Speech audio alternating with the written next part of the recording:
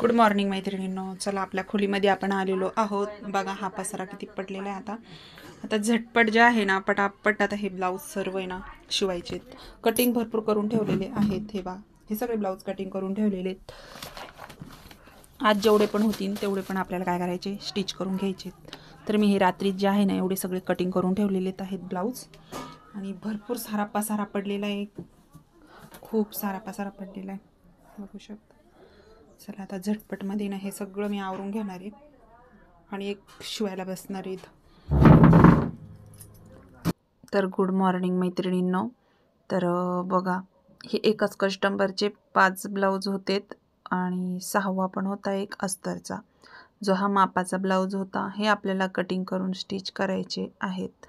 तर मी इथं त्याच्यापैकी जे आहेत ना 3 ब्लाऊज कटिंग करून घेतले होते, जे मला द्यायचे होते, जे अर्जंट होते. तर त्या बोलल्या की याच्यापैकी कोणताही एक ब्लाऊज मला द्या.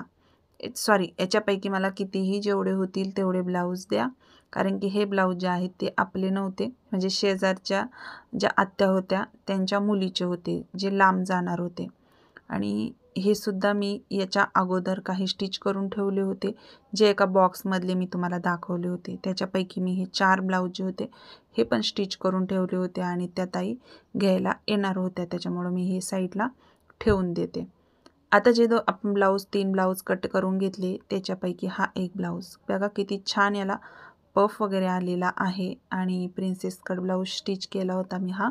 तर याच्यापैकी ना माझ्याकडनं 2 झालेले आहेत आणि तिसरा जो आहे तो आपल्याला शिवायचा आहे. तर मी हे 2 ब्लाऊज मी तुम्हाला दाखवले. आणि त्याच्यानंतर हा जो ब्लाऊज आहे हा मला एका आत्याला लग्नाला जायचं होतं, त्याच्यामुळं हा सुद्धा आपल्याला अर्जंट ब्लाऊज आलेला होता.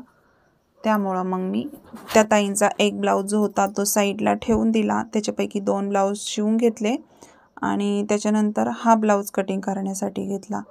आणि हा सुद्धा ब्लाऊज जो आहे ना मी खूप अर्जंटमध्ये शिवला होता आणि पटकन कटिंग वगैरे पण करून घेतली.